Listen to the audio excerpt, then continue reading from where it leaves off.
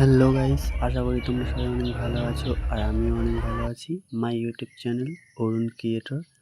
আজ আমি তোমাদের দেখাবো সন্তোষ মিত্র স্কোয়ারের পুজো প্যান্ডেল। আমার ভিডিওটা যদি ভালো লেগে থাকে আমার তাহলে like, comment, share and subscribe করে দেবো। পুরো ভিডিওটা দেখো প্লিজ।